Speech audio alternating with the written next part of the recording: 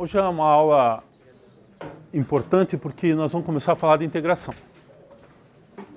Ok? Nós vamos começar a falar do processo, como nós vamos ver, que é relacionado com a derivação, como tipo de uma operação inversa à derivação. E é isso que eu quero motivar vocês para começar a falar de integração. A noção básica é área. Então nós vamos começar de fato a falar de integração pela motivação geométrica, que é essa aqui. Então a motivação geométrica é o cálculo de áreas.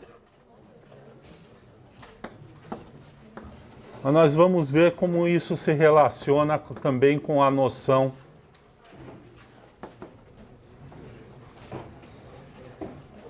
depois de antiderivada ou a noção, por exemplo, de calcular uma distância percorrida se você conhece a velocidade, que é um problema associado. Mas a principal motivação da integração, do ponto de vista, inclusive, da própria definição de integração, é a noção de área. Vamos pensar um pouquinho como que a gente calcula áreas. Vocês sabem calcular a área de um retângulo, mas eu já vou escrever isso no seguinte formato. Eu vou escrever um retângulo como uma região abaixo do gráfico de uma função constante entre dois pontos A e B. Essa constante aqui vamos chamar de C, essa altura. Então, se nós formos calcular essa área, esse aqui é y igual a constante, é essa função que nós estamos trabalhando, o gráfico da função constante. Se a gente for calcular essa área, todo mundo sabe calcular essa área, que está entre o gráfico e o eixo x. Quanto vale essa área?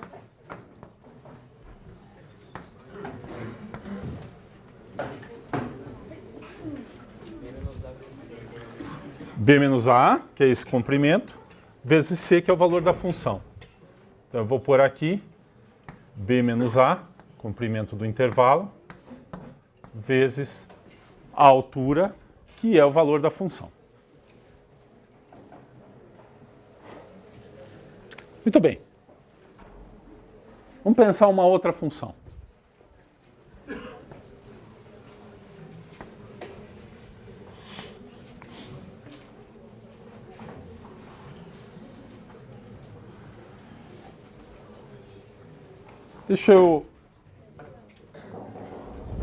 Vamos fazer primeiro saindo da origem, depois a gente pode mudar um pouquinho.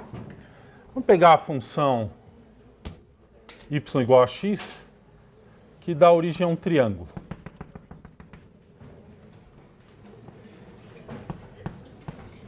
Seu gráfico de y igual a x, entre 0 e esse ponto aqui, que nesse nosso caso é B, o A é o 0. B menos 0 está associado ali também com aquela situação. Aqui é x, aqui é y. E agora nós queremos calcular essa área. Nós estamos fazendo geometria. Como que eu calculo essa área?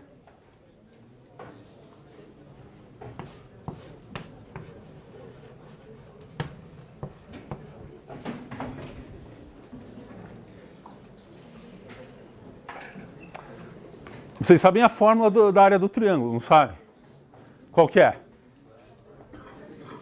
Base vezes altura sobre 2. Mas aqui a gente poderia, na verdade, como é um triângulo retângulo, é muito simples de observar que esse aqui é um triângulo retângulo, que é metade desse retângulo, que tem base B e altura B. Então aqui nós vamos ter, na verdade, B ao quadrado sobre 2.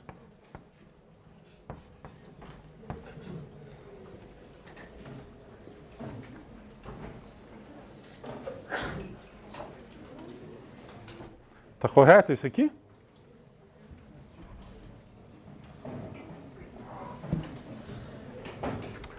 Muito bem. Qual outra figura que a gente sabe calcular a área? A gente pode generalizar um pouquinho essa situação e variar a inclinação aqui da reta. Y igual a AX ou MX, certo? Mas eu vou começar com isso aqui, é só uma variação. Eu tenho o retângulo, tenho o triângulo, e claro, a gente pode começar a combinar triângulos e retângulos. Eu, por exemplo, poderia ter uma função que fica constante, depois que desce, depois que sobe, e eu vou decompondo isso em triângulos e retângulos, e todos esses eu sei calcular a área. Então, aparentemente, eu sei calcular a área abaixo de um gráfico entre a curva dada pelo gráfico e o eixo x, desde que esse gráfico sejam segmentos de reta. Que é só agora começar a colar esses pedaços, eu vou ter pedaços de retângulo e pedaços de triângulos. Né? E triângulos. O que mais que nós sabemos calcular a área? Por exemplo, se eu pegar y igual a x ao quadrado.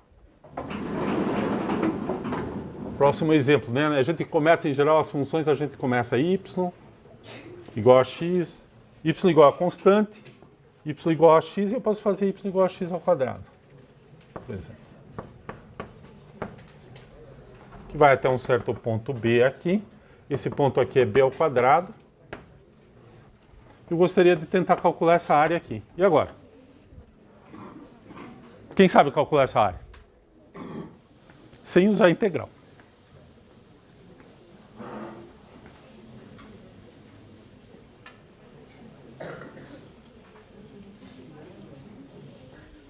Ninguém sabe calcular essa área? Então nós estamos mal, né? Toda a matemática que nós aprendemos até hoje parece que só sabemos calcular esta área de retângulo, essa área de triângulo, combinações, figuras que basicamente eu decomponho em retângulos e triângulos. Qual outra área que vocês sabem calcular? Do disco, né? Do círculo. Vocês decoraram a fórmula? Essa aqui vocês acham que vocês entendem, né? A do disco vocês acham que entendem? Como que a gente entende essa aqui? Essa aqui, basicamente, você tem as unidades aqui, vamos supor que nessa figura tem 1, 2, 3, 4, 5, 6 quadradinhos aqui. 1, 2, 3, 4. Então, se eu fizer 5 vezes 4, dá 20, aí eu conto aqui, eu tenho 20 quadradinhos. E é mais ou menos essa intuição que vocês começaram a aprender lá pelo... o quê? Terceira, quarta série, né? Que é contar os quadradinhos de uma figura e entender esse negócio da área. Aquela ali, não dá para decompor exatamente em quadradinhos, mas aí tem essa ideia de, quando você reflete assim, você recompõe, consegue um retângulo, aí você volta nesse, aí é metade, se divide por 2 e resolve o problema. E aqui? Como é que nós podemos fazer? Bom, eu tenho uns quadradinhos aqui, ó. O único problema é que, ao longo desta curva, os quadradinhos são cortados em pedaços curvos. E agora? Alguém tem uma ideia? Eu tenho uma ideia. Se isso aqui fosse um pedaço, por exemplo, de um material como esse que está aqui na mesa, o que a gente podia fazer para calcular aquela área?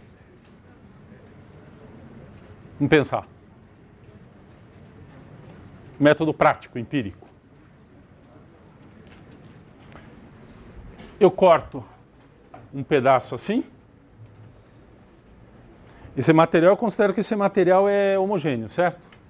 Eu corto um pedaço desse cristal aqui na forma desse retângulo, peso. Aí eu corto essa figura aqui, eu tenho que conseguir cortar uma boa precisão essa figura. Peso. Eu sei a área desse retângulo. Eu não sei a área desse pedaço, mas essa área desse pedaço é proporcional ao peso. Então eu tenho o peso desse pedaço sobre o peso total do retângulo, multiplico pela área do retângulo, essa fração é, se o material é homogêneo, é a área desse pedaço aqui. Tá certo? Então é um método de calcular a área. E é uma noção bem intuitiva de área. Se nós estamos supondo que o material tem espessura constante e tem densidade constante, o volume vai ser proporcional à área. Exatamente. Então é um método, mas esse método é bem complicado, né? Porque eu tenho que conseguir cortar com precisão e tal. Vai ser uma área dentro de certos limites de precisão e também da minha tecnologia de medir, primeiro de cortar e depois de medir esses pesos. Muito bem. Então nós precisamos de algum outro jeito de fazer esse negócio sem precisar fazer isso. Né? Se cada vez que a gente fosse medir a área de alguma coisa a gente precisasse fazer essa conta, ia ser meio complicado. Então, qual seria uma sugestão? Vamos tentar aproximar. Como é que a gente poderia tentar aproximar essa área? Por exemplo, eu poderia ver quantos quadradinhos inteiros tem aqui, né? Tem esse, tem esse, tem esse, esse. Aqui já não dá mais. Então eu tenho uma figura aqui, vou pegar um giz colorido que ajuda. A gente poderia ter essa figura aqui, ó, que mais ou menos cobre os quadrados contidos na figura.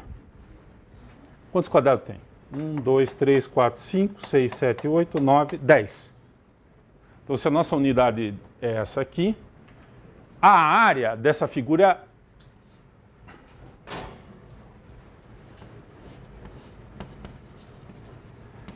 é claramente maior do que 10 unidades de área. Porque esses estão dentro. E eu poderia fazer uma outra coisa, que é fazer uma figura usando esses quadradinhos, mas que estivesse por fora. Por exemplo, essa figura aqui.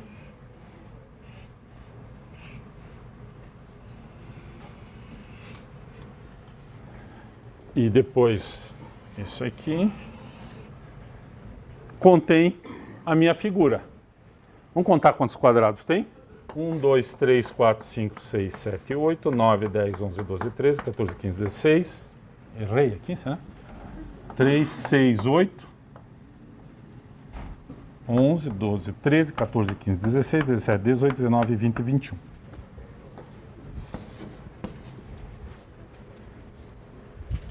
Tá muito bom isso aqui, né?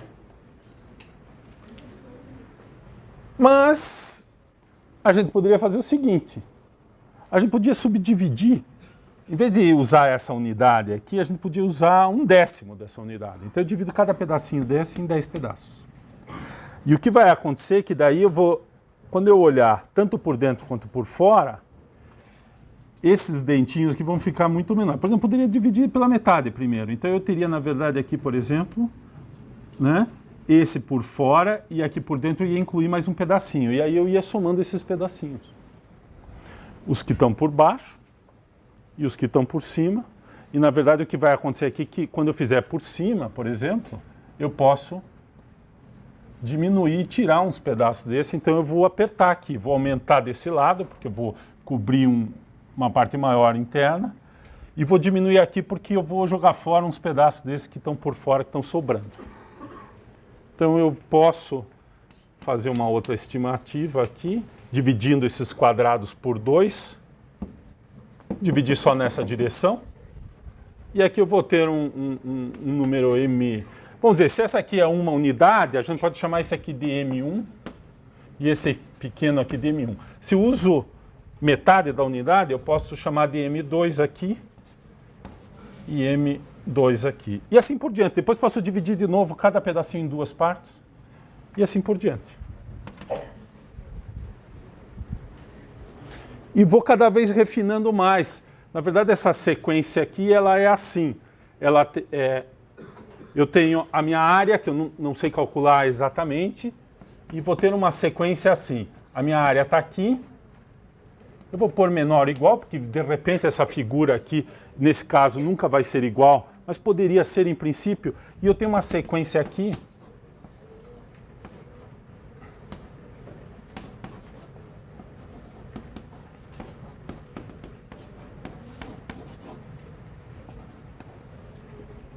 E do lado de cá é o contrário, né? O M1 está aqui.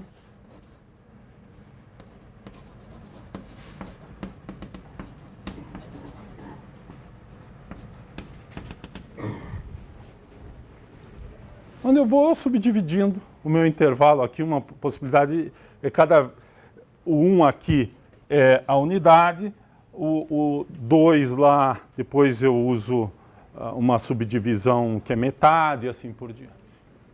Pode ser outras maneiras, mas basicamente a ideia é subdividir esse intervalo aqui num certo número de subintervalos e depois ir refinando isso de alguma forma. Essa aí é uma ideia. E aí? O que pode acontecer? A gente tem a esperança de que se a gente fizer essa sequência, que cada vez eu faço uma subdivisão aqui mais fina e jogo fora pontos, né, uma parte do que está sobrando e acrescento uma parte do que está faltando, eu vou obter, na verdade, o que a gente está fazendo é fazer um dedilhar, uma escadinha aqui, e ter uma escadinha por baixo e uma escadinha por cima. Basicamente é isso. Certo? Nesse caso. E daí a gente usa essas escadinhas e conta a altura dessas escadinhas, do que está por baixo, do que está por cima, fica uma parte por cima, uma parte por baixo, só que a tendência é isso ficando cada vez mais próximo desse valor real, entre aspas, que eu gostaria de dizer que é a área. Esse processo aqui é um processo, em princípio, infinito, né? Porque eu vou subdividindo, eu nunca realmente... A escadinha nunca vai ser a parábola. Porque a parábola é uma curva contínua, diferenciável e suave. E escadinha sempre tem cantos. Então não vai ser nunca, esse método aqui nunca vai, em certo momento, parar e me dar exatamente a área. Mas nós não temos mais problema com processos infinitos, né? Isso é uma sequência de pontos. E ele pode ter limite, não pode? Nós já aprendemos a calcular limites. Então, essa sequência aqui pode ter um limite. E se esse limite do mn, quando n cresce, que vai caindo, e do m pequeno, n, que vai subindo, se os processos de limite eles forem iguais, esse é o nosso candidato para ser a área. Porque isso significa que nós realmente, né, quando n vai para infinito, eu subdividir aquele intervalo cada vez mais, e a tendência é, então, chegar num certo valor. E esse valor é comum. E se esse limite existir e for comum, para a sequência dos m grande e dos m pequeno, eu chamo isso aí da área daquela região. Se vocês pararem para pensar um pouco, não tem um outro jeito de tentar calcular essa área.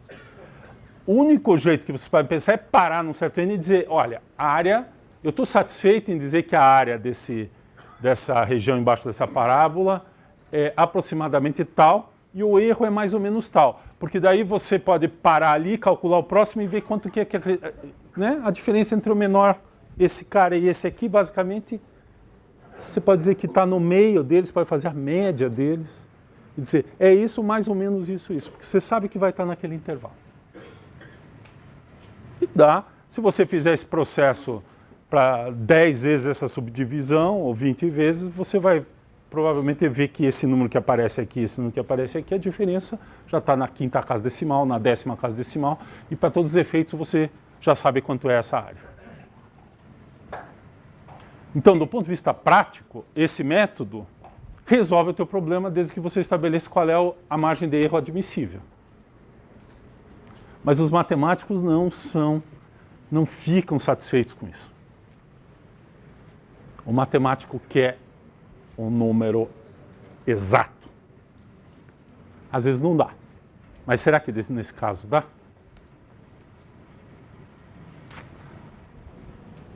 Mas essa é a ideia. A integral é como calcular esse número exatamente. Integrar a função x² entre 0 e um número é calcular esta área exatamente.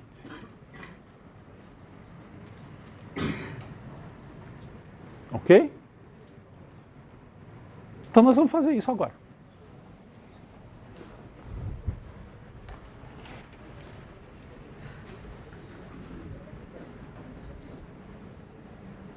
E nós vamos ver que daí, se a gente voltar naquele caso e naquele caso, a gente vai recuperar esses valores que a gente está vendo ali. E aqui. Tudo bem. Então nós vamos fazer essa conta. Vocês vão dizer, pô, mas vai aparecer uma expressão que vai depender daquele n e nós vamos fazer o n para infinito. Hã? Na verdade, é uma expressão que a gente calcula só para números inteiros. Nós vamos entender assim. Mas ela é uma expressão que, né, pode ser calculada para qualquer número. E a gente vai fazer uma sequência. É como se a gente estivesse olhando a função só sobre os números inteiros. Não esta função. A função que nós vamos calcular vai ser basicamente ou uma sequência por baixo ou uma sequência por cima. A gente pode escolher, nesse caso, qual delas. E a gente vê que tanto faz. Então, vou fazer o desenho de novo aqui.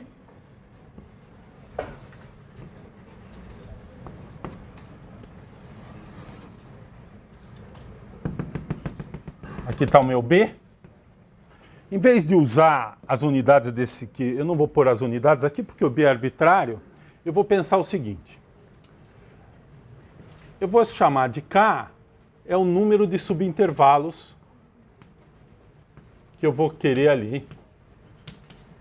Vocês já vão ver como é que nós vamos fazer. Então, o K é o meu, é esse número aqui, M1, M2, o K é 1, 2, 3, etc, etc. De qual intervalo? Do intervalo 0B. Então, eu vou subdividir esse intervalo em K pedaços. Esse aqui vai ser, eu vou chamar o primeiro ponto aqui de x0, no nosso caso é o 0. Esse aqui vai ser o x1. E o xk é o B. Então, o que a gente faz é assim.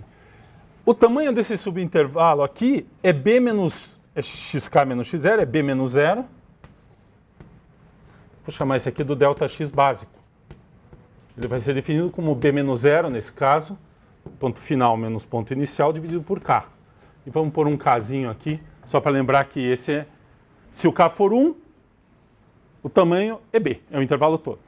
Se o B for 2, o K for 2, é B menos 0 dividido por 2. Então eu vou ter dois intervalos. E aí eu tenho então que o x0 é sempre, nesse caso, o ponto inicial. O x1 é x0 mais esse pedaço aqui. Então vai ser x0 mais, que é 0, B sobre K. E, portanto, é 0 mais B sobre K.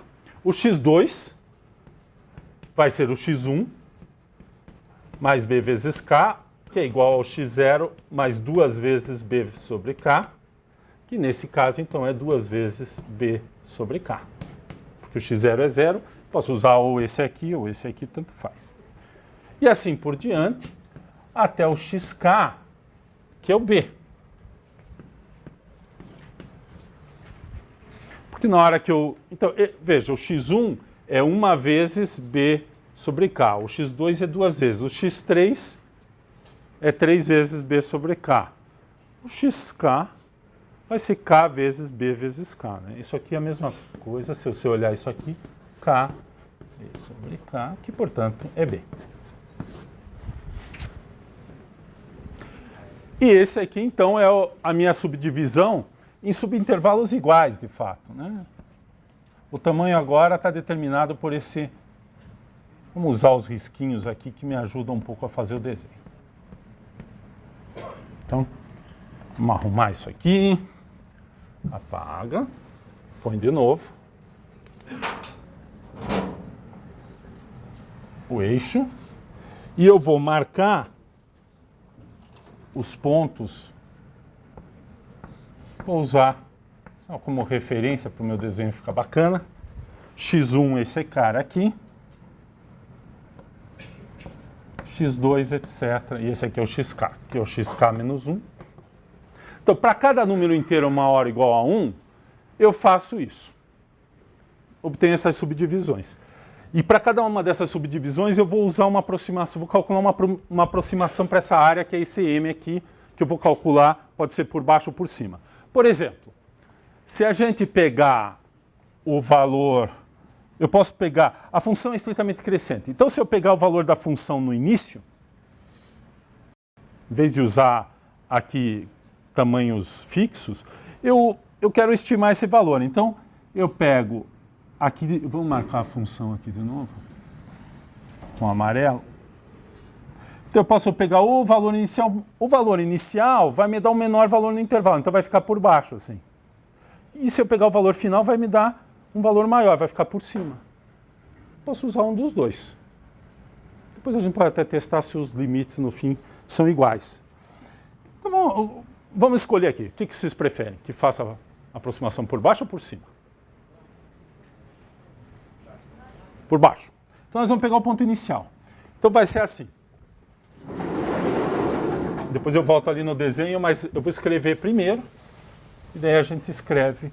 Então, como a função é crescente, eu vou fazer o seguinte.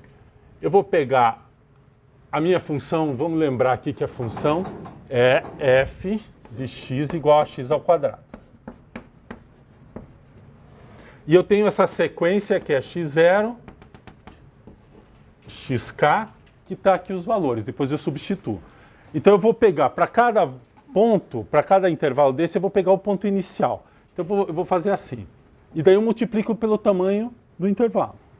Então eu pego f, na verdade, de x0, que é o ponto inicial,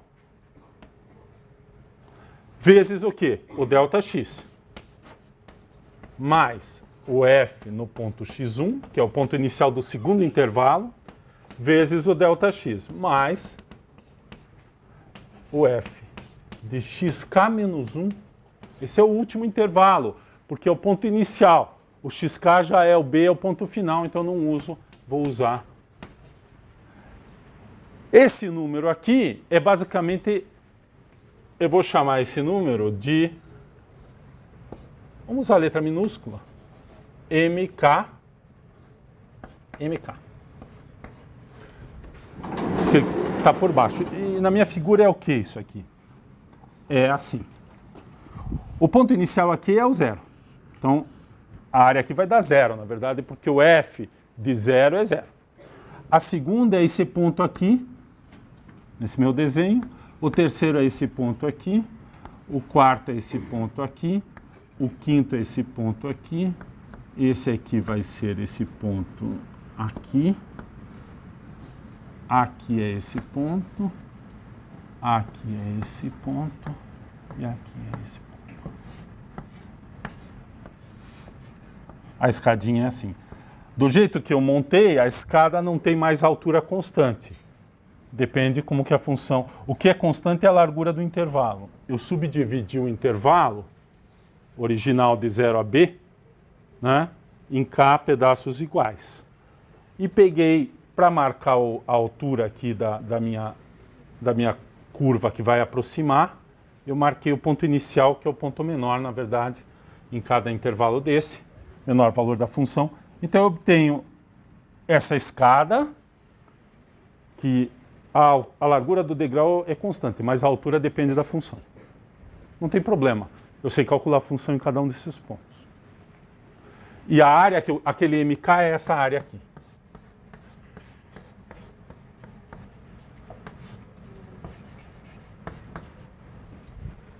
Para esse valor de k. Vamos calcular isso aqui. O ΔX é constante, aparece em todos os termos, isso facilita um pouco, a gente pode colocar em evidência esse ΔX. Ele vale b sobre k. Então eu vou ter uma soma e depois multiplicado por b sobre k. Então essa soma, o que é? F de x0, está lá o x0 é 0 ao quadrado. O x1 é b sobre k ao quadrado, que é o valor da função. Então esse é o f do x0, esse é o f do x1, e o x1 e x0 estão aqui. Ó. Mais 2 vezes b sobre k ao quadrado, esse é o x0, x1, x2. Qual é o último? O último é o k menos 1 sobre k, b ao quadrado,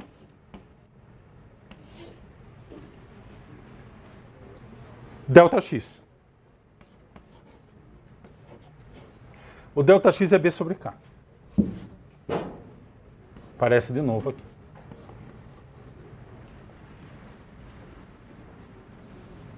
Então aqui eu tenho a sequência, que é o f de x2. Esse aqui é o f de xk menos 1. Então, vejam que essa fórmula seria uma fórmula geral para qualquer f. No caso, então, que a gente está trabalhando, o ΔX vale B sobre K, porque é B menos 0 sobre K, a largura do subintervalo. E esse aqui já é o valor da função, então já é o caso especial da função x ao quadrado, já apareceu nessa parte. Esse aqui é o tamanho do intervalo, que é uma coisa que não tem muito a ver com a função, mas essa expressão aqui vem da função. E eu coloquei em evidência, o ΔX está multiplicando todo mundo aqui, então ele aparece aqui. É o tamanho do intervalo. Né? xi menos xi menos 1, e variando aí de 1 até k. Ele é sempre igual. Por construção. Nós construímos assim. Tem muitas maneiras de fazer essas aproximações. Essa aqui vai ser a que a gente vai usar esse tipo de aproximação. Basicamente, divide o intervalo em subintervalos iguais e depois pega o valor da função, que pode ser... Na verdade, a gente poderia pegar qualquer valor da função no intervalo que você está considerando. Poderia ser o ponto inicial, ponto do meio, ponto final, qualquer ponto. Nós escolhemos, no caso da função crescente, o inicial de cada intervalo, que me dá essa aproximação por baixo aqui. Então, o que eu sei, ainda não sei calcular a área, mas eu sei que cada número desse é menor, ele tem essa propriedade aqui, porque aquela área vermelha ali está por baixo da minha área, está contido dentro da minha área original. A função degrau que aparece aí, essa escada, ela está por baixo da minha função original. Então, essa expressão que está aqui, a gente pode agora dar uma arrumada nela. Novamente, nós temos agora uma... Vamos lá? Eu tenho o MK, vamos escrever... Então, eu tenho aqui 0. Observem que o B aparece aqui em todos os termos. B, então eu tenho um B ao quadrado aqui. Então eu posso colocar em evidência esse B ao quadrado. Depois eu tenho 1 sobre K, 2 sobre K, K menos 1 sobre K também ao quadrado. Então vamos lá. E do lado de fora eu tenho B sobre K. Vamos colocar em evidência esse B sobre K aqui. Aí eu tenho um B ao quadrado, que eu posso colocar em evidência. E eu posso colocar em evidência também o K que está por baixo aqui, que também está ao quadrado.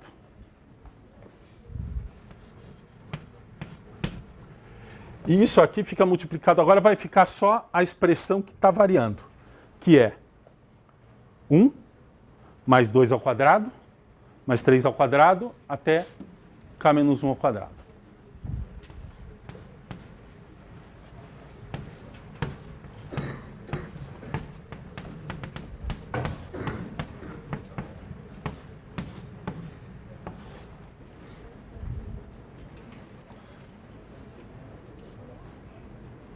Ok?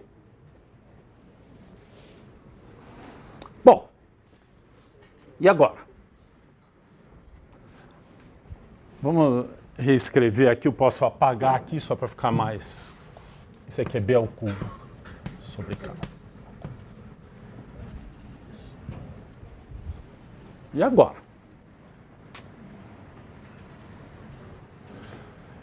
O que eu queria fazer é ver como que esse número varia à medida que K aumenta. Então, nós podemos fazer o seguinte, a gente ainda não sabe o que acontece, qual é o problema aqui? Tem um problema aqui. O B é constante, é o valor é a largura do intervalo ao cubo, basicamente esse número aqui, né? O problema aqui é que esse cara está crescendo, mas essa expressão aqui também está crescendo. E tem um problema que essa expressão é uma soma de quadrados que está aumentando de tamanho. Ela não é um polinômio. Assim, né? Isso é um polinômio, só que, aliás, é um polinômio de grau 2 em K. Aparentemente é isso, né? Assim, cada expressão. Mas só que esse polinômio cresce de tamanho para cada K. Então, não é bem uma coisa que nós estamos muito acostumados a fazer, né? De qualquer forma, a gente pode começar a experimentar um pouquinho, né? Que a gente sempre, em matemática, a gente ainda não sabe fazer direito, a gente testa. Então, vamos testar alguns números. K igual a 1. O que é o K igual a 1? O K igual a 1... o K igual a 1 nesse caso, nós temos que tomar um certo cuidado, porque se você colocar aqui K igual a 1, isso aqui dá 0, né? Se você voltar aqui na expressão, o K igual a 1, na verdade, é o intervalo todo e eu pego o ponto inicial. Por isso que aparece aquele K igual a 0, que é estranho, né? Ele começa a 1, 2, 3, tal, tá subindo e de repente K menos 1 dá 0. Então, na verdade, se você olhar, isso aqui é o caso especial exatamente em que é 0 a expressão. Então, o M1 é 0. K igual a 2. Esse aqui já vai ser um pouco mais adequado aqui. Vai aparecer 2 menos 1, 1. Então, só tem o primeiro termo. Então, o M2 vai ser B ao cubo vezes 1 sobre K ao cubo, que é 8.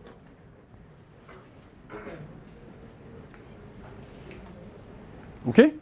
Vamos continuar. K igual a 3. O K igual a 3, K menos 1 é 2, então vai parar aqui.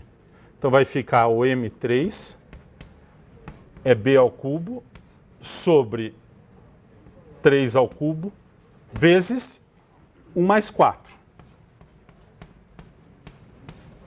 Ele para aqui. Ó, atenção que na soma, aqui é K menos 1. Tem que parar no número K menos 1.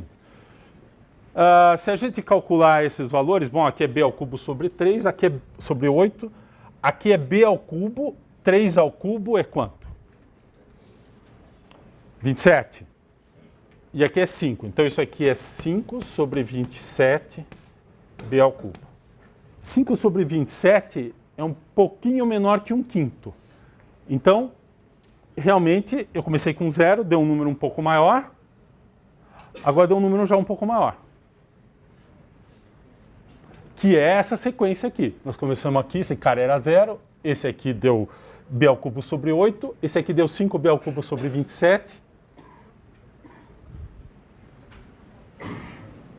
É isso que está aparecendo aí.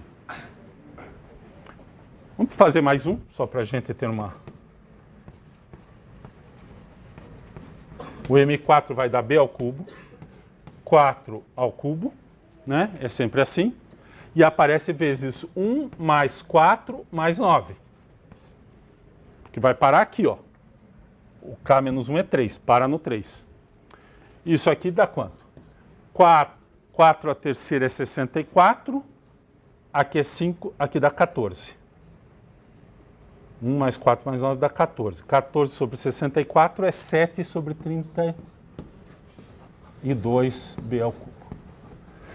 Então, esse número aqui, se você comparar com esse número aqui é maior do que esse.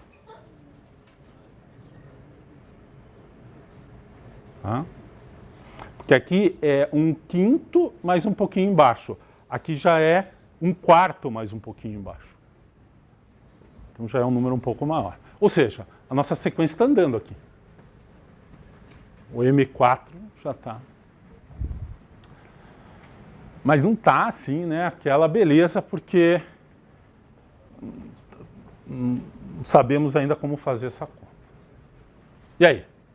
Então o que nós precisamos é que esta expressão eu consiga, quando o K vai para infinito, aparentemente, realmente, olhando assim, é difícil de dizer, mas agora olhando assim, parece que esse número ele está aumentando, mas a diferença, né, quando eu passo daqui para cá, depois daqui para cá, está diminuindo.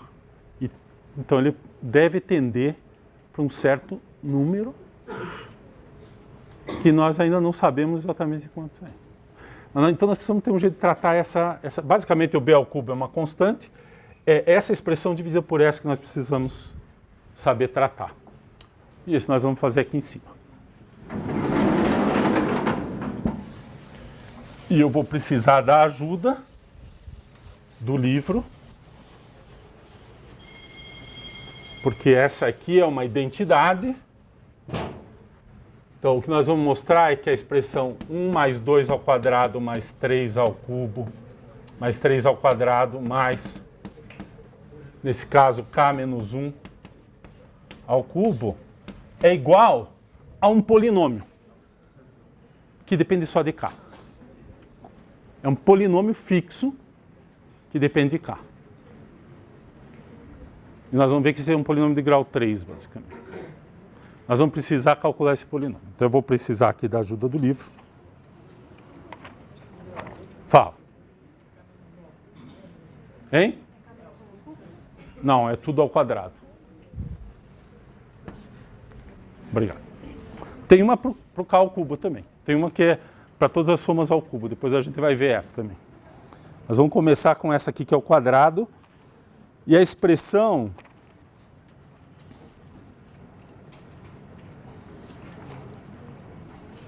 está aqui.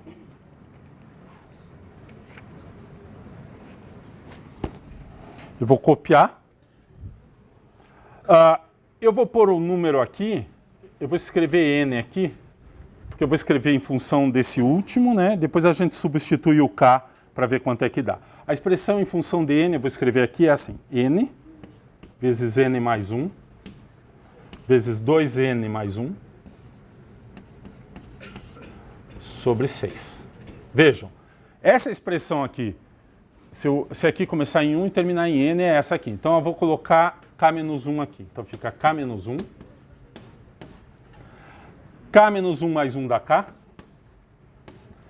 E 2k menos 1 mais 1 dá 2k menos 2 mais 1. Então aqui vai ficar 2k menos 1.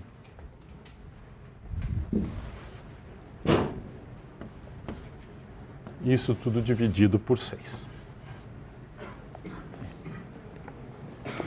Bom, vamos fazer um comentário aqui sobre essa expressão.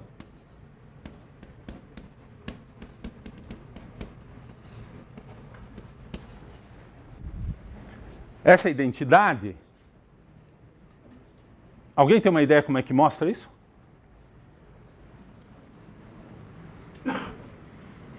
Indução. Talvez tenha alguma outra demonstração, mas eu conheço e a demonstração mais simples é fazer por indução. Você prova que isso vale para n igual a 1. Né? N igual a 1, basicamente, você vai colocar aqui, vai ficar 1 lá. Aqui vai ficar 1 vezes 2 vezes 3, que dá 6 dividido por 6, que dá 1. Se n for igual a 2 para aqui, 1 mais 4, que é 5, fica 2 vezes 3, 6, vezes 5, né? 2 vezes 2 mais 1 é 5. Então 6 vezes 5, 30, dividido por 6, 5, que é 1 mais 2, e assim por diante. Então como é que você mostra? Você mostra que vale para 1, mostra que vale para um certo n e prova que vale para n mais 1, ou vale para n menos 1, e você prova para n. Essa expressão. Aquela técnica de demonstração por indução. Então, seria interessante que vocês tentassem fazer a demonstração disso por indução, dessa expressão aqui.